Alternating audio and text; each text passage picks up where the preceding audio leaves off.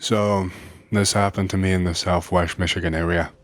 Myself and a group of friends would play paintball about every weekend during my high school years. We had permission to use this huge plot of land that was split by railroad tracks, so we would set up and play pretty much all day long. When the sun started to go down, the woods really took on an entirely different vibe. Just so much tension, and you could just feel so much pressure. There is really no other way for me to describe it to you. So, as a group, we decided we would just end our games before it got dark. Fast forward a few years, group of friends, this was a different group mind you, are all getting into occult stuff and experimenting with spirits. Well, one of them brings up the land we would play paintball on, claiming it had some seriously bad juju. So, being the guy who knew the area, I offered to take them out there. We get out to the woods around evening time. The vibe is the same as always, just really tense. We make our way back to the old building that sits by the tracks. Everyone gets settled in, and a few of them go off into the woods to find some spooky stuff. I stay back and just chill at the building, making small talk and whatnot with the others while we wait for our friends to return. I think it was probably a good 20 minutes or so that passed before we heard some yelling and the distinct sound of a handgun firing. We all jump up to our feet, not really sure what to do as our friends come rushing out of the woods. They are completely panicked. I can tell that they are sweating and out of breath. There is no time for talking or asking what they saw. We all just book it to the cars and leave ASAP. We get probably a few miles away and we stop and we hear their story. Apparently, one friend with his dark vision goggles saw something that was more or less a smaller humanoid-like creature just peering at them. When he alerted the other guy, the creature bolted towards them, and that's why they opened fire and ran. So, after this account, I'm not really sure. I've been coming out here so much and never had that happen.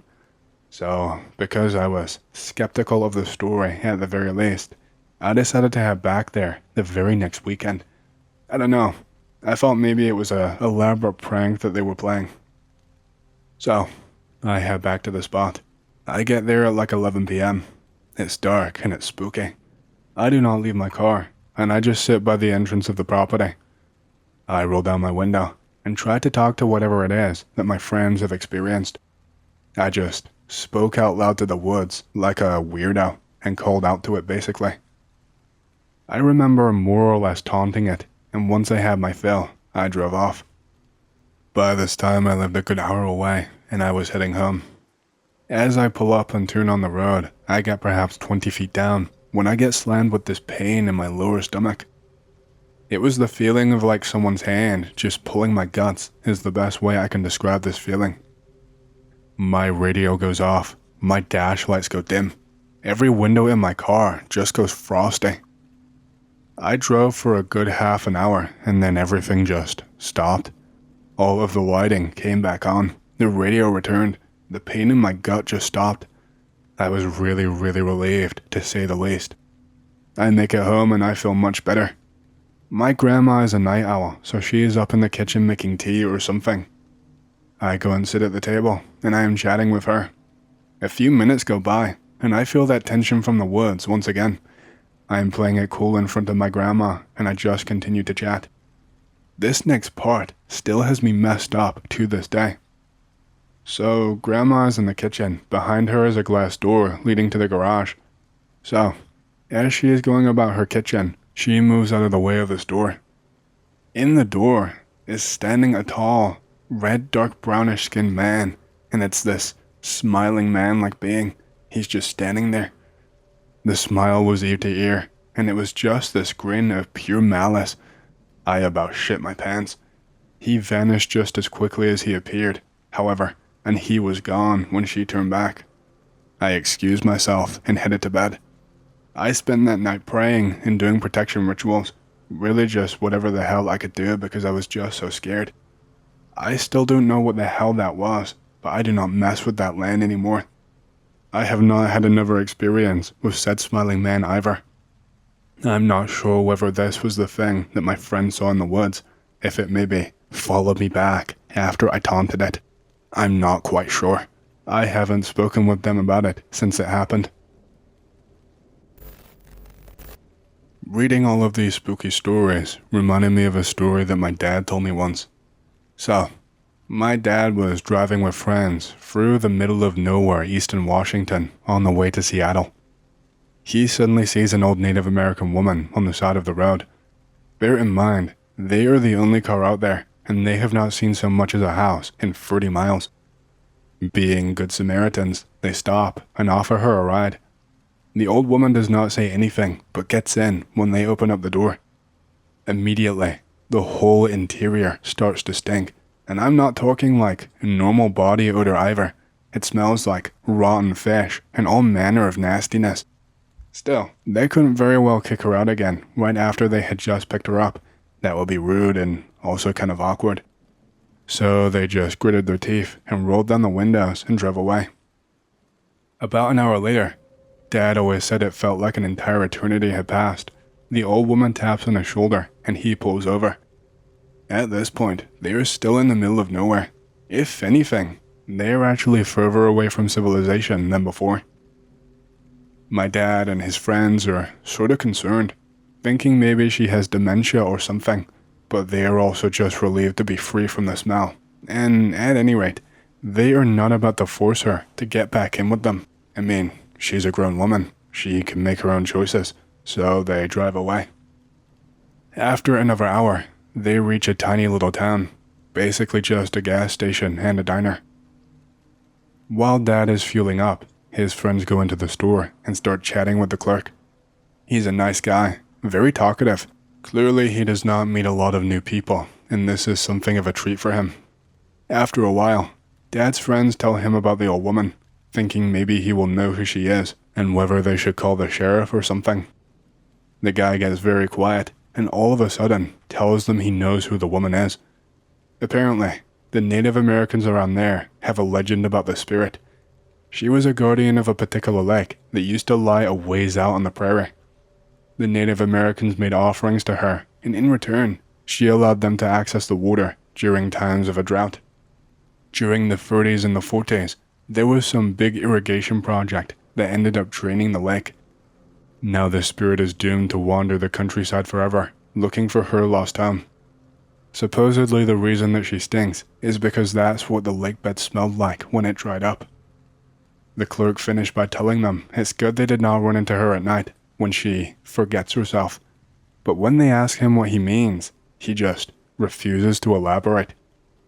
By the time they get back out to the car, it's getting really dark. They are spooked and tell Dad that they need to get the hell out of there. He's really confused at first, but they fill him in on the story as he is driving. They had been planning to stop and camp along the highway, but given what just happened, they agreed to forge on, at least until they reached a real town with an actual motel. Since that will take a while, they decide to drive in shifts, switching over every couple of hours so the other ones can take a little nap. At about 2 a.m., as Dad is struggling to stay awake, he sees something up ahead on the side of the road. As he gets closer, he realizes to his surprise that it's the same old woman once again. Now, my dad did not really buy the story that his friends had told him, but he knew that there was no way the woman could have gotten there ahead of them. They were still the only car on the road, and no one had overtaken them, not even once. Still, he hesitates as he is about to pass her. After all, for all he knows, she really is just some harmless old lady out there alone at night in the middle of nowhere, and from the conditions and what she has on her, she probably will not even last the night. He's starting to put the brakes on when suddenly she whips her head around. Her wrinkly face is contorted into a mask of pure white-hot rage. Her teeth are gritted, her eyes are wide and glaring. Her hair is going wild in every single direction. She starts yelling something and steps out like she is going to rush at the car. My dad swerves hard to the left, nearly flipping the car, but successfully avoiding the old woman. In the rearview, he sees her chase after him for quite a ways before just disappearing into the darkness. His friends wake up and ask what the hell just happened, but my dad will not say a word to them. He just keeps his head locked forward and his eyes on the road. Long story short, They made it the rest of the way to Seattle without running into any of his spirits or ghouls or whatever. But that's the last time Dad ever took one of those lonesome desert highways. I've been meaning to tell this story for quite some time, but I never really had a chance to type it all out. I'm going to try to make this a one-shot. Forgive the errors. What I'm about to write is completely and entirely true. Now, I know a lot of stories start with that. I know a lot of these stories are taken with a grain of salt. I usually keep an open mind though, because I have witnessed some fairly strange things and people in my time. With that being said, what I'm about to write is a retelling of my experiences. Judge them as you see fit. First, a little bit of backstory. When I was younger, I used to watch my brother run campaigns with my friends. I believe it started with 2nd edition. He received those books from our older cousin. He said he was growing out of them. Anyway, that's how I was introduced to Dungeons and Dragons at first. It was a fairly strange pastime to have, considering we were all middle-class Hispanic kids. I'm half Cuban, half Pakistani. When I was about 13 years old, my brother had a fair amount of 3.5 books stacked. It was during this time that I decided to start up my own group. I played with 3 friends. Other friends came and went, but these 3 managed to stick with me throughout most of my sessions. The story revolves mostly around a kid called Jonathan and I. Jonathan was the rich one, but he did not share the usual dickish traits of rich people. He was the tallest out of all of my friends, brown-haired and horrific acne. The acne cleared up a little bit later. He was the most athletic one as well. I believe he had like 20 pounds of muscle on me, and I was pretty fat at the time. Anyway, we would play D&D at least every week. At this time I was really close to Jonathan because I lived like 2 blocks away from him. Because of this, I was usually at his house playing video games or reading some D&D shit. My mom felt bad that she could not offer him food due to money troubles, so she did not like having him over. Because we were so close and it was summer break, Jonathan's mom asked me if I wanted to go with him to Dominican Republic. I told her that there was no way I could afford it, and she said that it was fine, that I just needed to bring money for food and souvenirs. I said word up. Well, not really, but I just said I needed to ask my parents. My dad was cool with it, but my mom was a little iffy about the subject. Still, I was allowed to go in the end. Here is where things started getting weird. On the bus stop over there, I am sitting with Johnny on the little bench, waiting to take 2 more buses to head to the airport. This little old man comes out of absolutely nowhere. I get out of my seat and offer it to the old man. He looks at me and Johnny. He is staring at us really hard before he finally sits down. Me and Johnny get a little weirded out. I go over and stand next to Johnny. This little old man is just staring Johnny down the entire time. He says in Spanish, "You two should go home." I didn't know Spanish very well, so I nudged Johnny and motioned to the old man. He translates for me later. Johnny just tells him that we are going on a trip. The old man just shakes his head, doing that rambling, no thing that old Hispanic people do.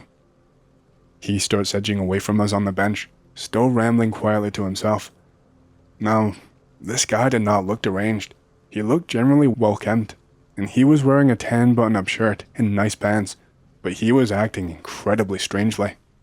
Johnny and I were a little creeped out, and this time, luckily, the bus came around 5 minutes after, and we hastily grabbed our stuff and jumped on. The old man ended up sitting about 3 rows in front of us, and he kept looking back every few minutes throughout the remainder of the ride. After we reached the second bus stop, he kept looking at us through the window until it finally left. That was the first weird thing to happen to us.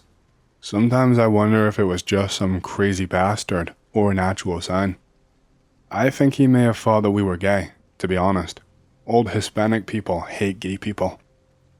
After my experience in DR, I tried to keep an open mind to spiritual stuff. Anyway, after the business with the bus, we go over to the airport after the 9/11 scare, and we're off to the Dominican Republic. The actual plane ride itself was fairly smooth, and we dicked around the whole time. It was not a long flight at all. When I landed, we were pretty surprised at how well kept the airport was. I was expecting this place to be an absolute shithole. We are greeted by Johnny's cousin, who takes us to grab our stuff and leave to the parking lot. We must have been in a tourist-centric part of the place, because it was slamming. There were people from all over, there was music, there were neat little shops here and there, but we seemed to pass by all of this as we drove down the road, and drove, and drove. We must have been driving for a good long while, because I remember falling asleep. Quite the feat, considering I was visiting a foreign country, and I was so excited. When I woke up, it was nighttime, and we were passing through a rinky-dink village with a dirt road. This place looked like homeless people built it out of driftwood. The wood was all cracked and molded on the side. The shutters were made with those rich slabs of aluminum, and the only light that was shown was with these dim and flickering stadium lights. By the grace of God, we continued driving by the place. We end up going further to this little hill, surrounded by forest, with a house resting at its peak. The hill was small, by the way, only raised about 5 feet from the forest around it. The house itself was surprisingly well made in comparison to the village. It was made from bricks and had an actual shingled roof. It was a little small by most people's standards, but it was cozy as hell looking. It also seemed to have electricity. I later learned that it was because of generators. I ended up meeting the whole damn family clan, as there was like 10 people living in that small little house. We get by with my friend's translations, my rudimentary Spanish, and a lot of hand signals. Everything is all good for that first night. The second day is a little bit different. Johnny's cousin needed to head to the village, so he decided that he would take us along. We jump in his cousin's car and head down the road. When we get to the village, it is freaking bumping. There are people everywhere, with a stark difference from its nightlife. Johnny's cousin must have had one of the few cars in this part of DR. I could not see anyone else with one. We end up parking next to a little house and walking to the main market on foot. It was a dirt path, but it was not full of shit or garbage. It seemed like people picked up after themselves. So, Julian, I'm probably spelling it wrong, but it's a boy's name, is visiting the market on his father. I think he's making a deal or something, and he tells Johnny he's going to be a while. So, Johnny decides to take me to visit some of his friends that he visits yearly. They were pretty cool, and 2 of them knew English. We ended up playing soccer, which sucked, because it was really hot and I was fat at the time. After a while, we just went in the shade and started talking about stuff. Eventually, the talk went to ghost stories. Now, if you know anything about Islanders and Hispanics, you will know there is always plenty of folklore when it comes to the paranormal. A lot of it is pretty creepy. Anyway, they start talking about a place that a witch used to live. The word they called her was bruja, and they said that she lived in a cave near the edge of the village. Supposedly, the villagers drove her away from that place a few years back. At this time, I wanted to kind of prove myself to them because of my poor soccer skills. I suggested that we all go there to check it out, so he agreed to go as well. His friends were not as enthusiastic, however, and they initially refused to go. They started saying shit about tarantulas, snakes, etc. That kind of dissuaded me, but I still wanted to go, mostly because I did not believe in shit like the paranormal at the time. Eventually, we convinced them, and we all head out to the cave. Well, long story short, as soon as we saw the cave, no one wanted to go in there. It was pretty much a unanimous decision. I was feeling pretty scared.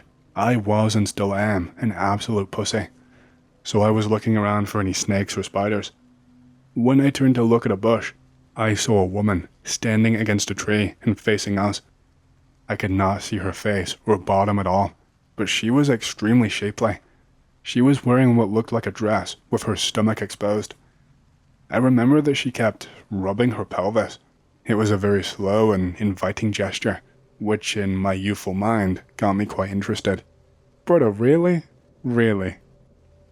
I looked over at my friends as they were still poking around the entrance of the cave and looking at stuff. This is the part of the story where I feel the guiltiest. I remember reading somewhere that by responding to an entity, you essentially give it power. In this case, I just thought it was a village woman that was into me. You were a kid! So, being the social butterfly that I am, I decided to wave at her. She immediately stopped rubbing and leaned forward, looking between me and those gathered at the cave. After that, she rested her temple against the tree and just stayed completely still once more. I called out to the group with my eyes still on the figure. They were too busy looking for valuables, so I headed over and tapped Johnny on the shoulder. I said something to the effect of, "That naked chick wants to fuck." And he and he finally looked over. Naturally, he did not see shit. After a while, we headed back to the village, and I told them what I had just seen. Johnny was like, "Shut up, bro." He did not think there was much truth to my claim. His friends, on the other hand, were dead silent. I remember them looking at each other and just started walking to their respective houses. Johnny at the time did not know much about the folky side of DR, so he just figured they were trying to scare us. We went back to Julian and waited until he finished talking and then buying stuff. As we were driving back to the house, Johnny told his cousin about what I saw and how his friends reacted to it. Immediately, his cousin just starts yelling at him. I could only catch bits and pieces of the argument, but I gathered that he was mad that we went off on our own. Later, Johnny told me that his cousin basically confirmed that a bruja used to live in the cave. I was a little creeped out by this point, but I figured a small village needed some sort of entertainment to keep from going insane. He also told me about what I might have seen. It was something called a Ciguapa, and it takes the form of a beautiful woman in order to trap and steal the souls of men. It is clothed in its own hair, and its feet are backwards. Let that settle for a moment. So, me and my friends are scared shitless. It should be noted that we routinely try to scare each other though. One of us would start, and by the end, both of us would be huddled together like kids. The second night, we were pretty much sleeping back to back with our eyes wide open. One of us would jump at a sound, and that would scare the other, eventually making sure that we got no sleep that entire night. After a while, we started hearing a crying sound coming from outside the wall of the house. Since we were on the first floor, it sounded like it was right next to us. Johnny started flipping out, but I just told him it could be the cats in heat. It was a similar sound. He finally calmed down, but the sound just kept on coming, like a baby crying. Then, the tapping started to happen. It sounded like someone was tapping with the tip of their nails. We first heard it against the front door, which was around 8 feet away from us. After that, we started to hear it coming from all around the sides of the house, as well as a dull thumping sound on the grass. Not only were we hearing that, we also kept hearing the crying sound grow a little bit louder as the sound traveled from the sides of the houses. At this point, Johnny seems kind of pissed off. He thinks it's people from the village trying to get inside the house. His family is pretty wealthy compared to everyone else. He looked down at me and said that we had to check it out. I told him he could go and fuck himself. After a few moments of arguing, and the fact that the noises seemed to almost quiet when we would speak, I decided to come along. He grabbed a machete from the kitchen, and I took one of those huge flashlights that requires like 6 double D batteries. The tapping at this point was coming from the left side of the house.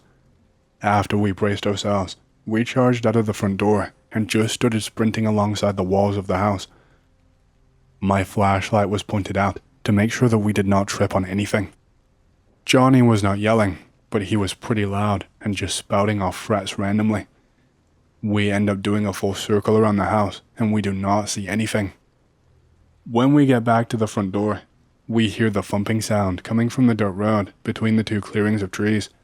Naturally, I shine the flashlight in that direction.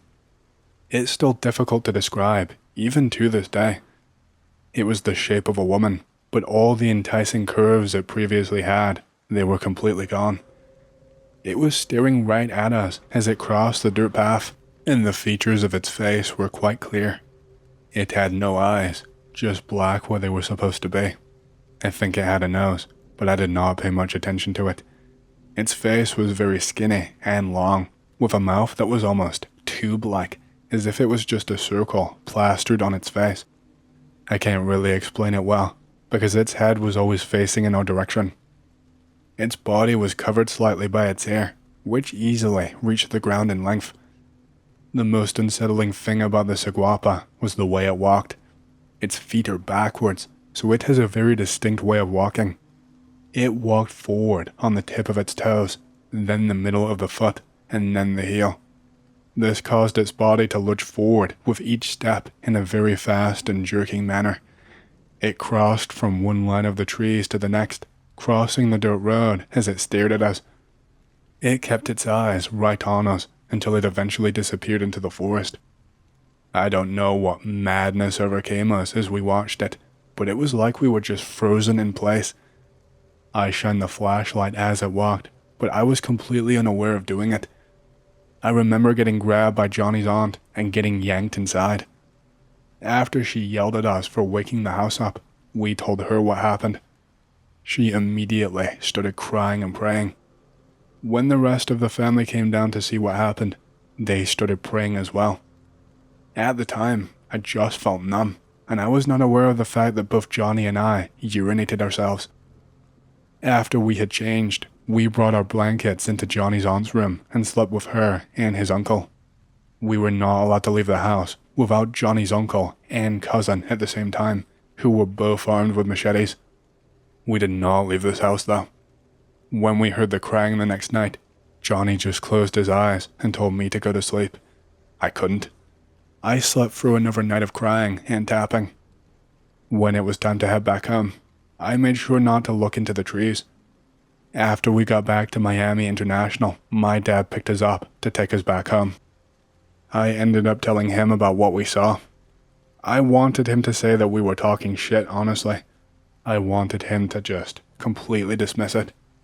I felt physically ill when he confirmed our story though. He said that there is a creature in Pakistan called the churel, that it shares most of the similarities with the Ciguapa. The most horrifying realization that I had was that these creatures are not simply confined to one spot. They could be anywhere. Johnny and I are still in contact even to this day. We've both had terrible luck in our lives. From financial troubles to physical ailments and accidents, things have not gone our way. Take what you will from this confession. I know what I saw. So, when this happened to me, I would go camping with my family quite often in the middle of the woods at a private association. My mom and I find a seemingly abandoned cabin back in the middle of the woods down quite an isolated dirt road. The cabin looks messed up to all hell and scratched all over, like the siding was nearly ripped off. The scratches are about a 1/4 inch deep into the siding. The siding was made of wood too. This was not plastic. It was like vertical shingles. We do not stay long after passing by. It's getting dark soon, and we want to get some food going. Years go by, and we make it a normal thing to go and check out that same cabin every time we go camping. I don't know, it just seemed interesting, like it was lost to time. The cabin goes through cycles of being completely messed up and then repaired again to pristine condition. Clearly someone owns the thing, but it's always heavily boarded up despite all of the repairs. One particular time, we decided to take a closer look at the property just for fun. The cabin once again has been fully repaired and looks pretty normal. We search around for a bit and find some debris left behind from the repairs that was in the brush. On top of a pile of brush and planks, we find the old door and the entire door frame ripped out and busted to hell. For some context, the door was incredibly heavy, like 150 to 200 pounds I bet. Pretty sure the door was solid oak, with thin steel sheeting surrounding the exterior. The door was completely messed up. It was literally caved in the middle, like someone had used a medieval battering ram. Splinters protruded the backside, which is how I knew it was wood underneath the sheet metal. The doorknob looked like it had been crushed in a hydraulic press, and then dimpled like a golf ball. I don't remember counting, but the door had a ridiculous amount of hinges, like 6 or 8 maybe, and multiple deadbolts that were all bent out of shape or missing from the door entirely. After admiring the damage, I look around a little bit more and find an outhouse behind the cabin. The outhouse is scratched to all hell and looked around 20 years older than the cabin itself. The outhouse stands about maybe 9 feet high and the door about 7 feet. The top left corner of the door is chewed or scratched off. I can't open the outhouse as it is tightly screwed shut. I don't think too much about it, since Mom and I have seen the cabin torn up much worse than this before, so we take note, and then walk all the way back to camp, looking for mushrooms and stuff all along the way. I will also say one more thing that happened involving this cabin that is actually kind of funny. One time, my mom and I wanted to peek inside, but everything was boarded and bolted up tight, so I ripped off the boards on one of the windows. We could not see much inside as it was dark and dingy, and the window was dirty as hell. We did see one thing though. Pinned to a support post not far away was an old Polaroid picture of a couple of dudes. One of them was smiling at the camera, and the other one was bending over with his pants down, showing his bare ass.